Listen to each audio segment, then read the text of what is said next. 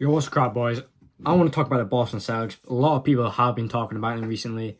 Obviously, they lost to Miami, the best Sixers. But what really wanted me to talk about this was Pat Beck's comment saying Jason Tatum and Jaylen Brown can't coexist. By the way, obviously, I'm a Sixers fan. I'm going to be like, there's no bias here. There's going to be no bias here. I think that statement Patrick Beverley made, he's wrong. He has a point. He 100% has a point. It seems like either one of the two is not choking. Tatum in the finals was played poorly. He did lead the playoffs in points and assists that year. Jaylen Brown was their star player. And obviously this playoffs, Jaylen Brown was absolutely a shell of himself. We all know Jaylen Brown can be a top 15 player. We all know it. Had a bad playoffs. Regular season he was good. Obviously this whole contract situation will be talked about until he gets a new one. Obviously it's an overpay. But what are the choices going to have? They were going to get worse. Trade for Bradley Beal? No, bro. I don't care if he can't dribble. I would rather have Jaylen Brown than Bradley Beal. Like, this duo is becoming underrated. There's literally there's people comparing them to Philly. Come on, bro. We haven't made a conference finals. These guys make the conference finals every year. Apart from that one year when they had Kyrie, which I love Kyrie as a human being. As a player. Do you know what I mean? That was just a weird year for them. Too much media attention, too much drama and everything. Apart from that, they make the conference finals every year. You cannot compare them to the Sixers, bro. That's literally disrespectful to them, bro. This duo, okay, yes, they're not young forever, bro. Jaylen Brown's 26, I think. They're both 25 or 26. I'm not gonna check. Give this duo time. I know we've been no, bro. Give them time. Okay, if they're 29 and they're still not one, okay, blow it up. 28 even. Because, they have been with each other a lot of times. A lot of stuff does have to go right. Obviously, this Porzingis trade. Hot take, this could be comparable to the Westbrook trade. Not as in, fit-wise. Porzingis is quite an underrated player. It's the health for me. Porzingis' whole career, he has played under 50% of the games he's been available for. What? 50%. Like, that's who you're trading for. You trade away the heart of your team, Marcus Smart. I like Marcus Smart, not when, the Sixers play the Celtics. I hate him.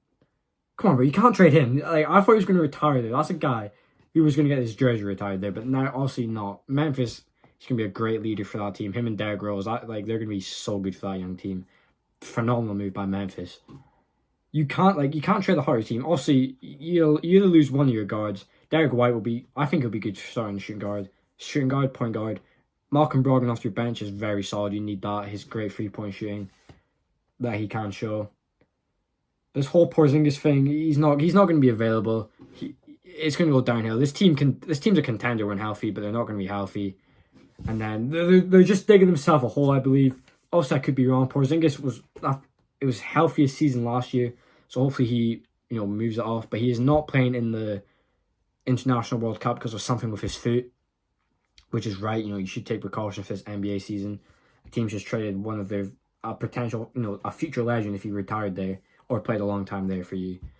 You should be prioritizing that. But if he's going to miss a lot of games. Hopefully, he doesn't miss the playoffs because obviously this depth, you lose Marcus Smart, you lose Grant Williams, and you don't get better. Obviously, yes, Porzingis, like I said, but he's not healthy. He's never healthy. Under 50% games played his whole career. Come on. Like I said, last season was healthy. You have to bet on him being healthy. And that's just a risky move.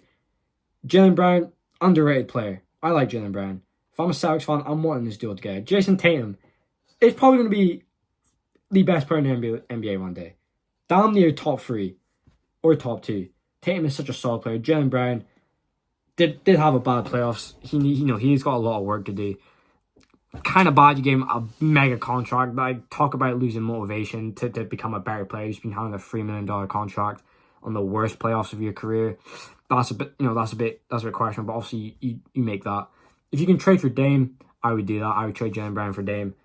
Obviously it's a bit tough. I'm not sure what the contract regulation works like if you just sign an extension. But to me, to blow up this duo, it makes no sense, especially with their success. It made sense for Ben Simmons and Embiid to split up. Never made the conference finals. To me, as a Sixers fan, we should just blow it up. trade Embiid somewhere, trade him to the not the Mavericks, we're going to get a good package. Trade him somewhere, trade him to the Pelicans, whatever. Jimmy, just trade him somewhere where he can win. Because we're clearly cursed and it ain't going to work. For the Celtics, like they're literally, it's like a guaranteed Eastern Conference Finals. They were one game away from the NBA Finals. Obviously, they were down 3-0, played horrible. But again, Joe Mazzulla, I don't like him. Doesn't know when to call a timeout. He's just not a good coach. If you're becoming a new coach, you must be on a bad team first. You must go through the trials and tribulations with no pressure.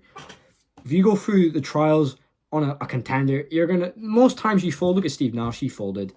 Now, where is Steve Nash? Such a casual, bro. I don't know where Steve Nash is.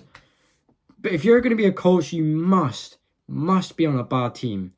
Unless, you're like a complete different player, different coach, you're built different. You must be on a bad team, learn the ropes, go through those troubles. Look at Mike Malone, perfect example. If you get chucked on a contender with expectations to win a championship, it's not going to go well. Look at, it's been proven in the past. I'm right now. Joe Mazzulla ain't it. There was a lot of good coaches this season. They decided to stick with their guy for some reason. I know he was an assistant there. This whole, they're also, the Boston Celtics also seem cursed. Udoka, when the Celtics made the finals, I'm like, this is where the dynasty starts. This is where the dynasty starts. As a Sixers fan, I was like, oh, why? Then all that stuff happens and they fire him. I don't really care about that situation. Obviously, there's some deep stuff about it. Whatever. They just got so unlucky with that. They got so unlucky because Joe Mazzulla, Udoka, such a phenomenal coach. He was going to take that team back to the finals this season. They would have been so much better this season. Absolutely unreal, but it is what it is. I think that hurt them the start of the season, last season technically. They were playing such great off-ball movement, kicking the ball to the corner, open shooters and all that stuff. In the playoffs end of the regular season, they were just doing mainly ISO and chucking threes. That's what we know about Jaylen Brown or just anyone on the team. No plays happening because they got a bad coach. Boom, chuck a free, momentum, killed. Then the team they're playing, the Sixers are they just bet the Sixers and Hawks, bro. They just bet them. They're lucky the Sixers have a bad coach. And James Harden. And Embiid didn't touch the ball in Game 6. You know what I mean. They're lucky that the Sixers are just a joke for a franchise. Or it would have been even worse. They probably wished they did lose to the Sixers because Mazzulla probably would have gotten fired. And then, Doc would have gotten fired. Thank fuck we lost because we got Nick Nurse now. But anyway, it is what. But my expectation for them, I believe, I don't want to see it happen, but I believe this might be the last season of Tatum and Brown. Just the way the team is run. Maybe I'm completely wrong. Maybe Mazzulla just is such a better coach this season. And Porzingis is healthy. It literally just depends on health and how much improvement Joe Mazzulla has made. And Jaylen Brown and Tatum, they need to take another, not a huge leap. They just need to become a bit better.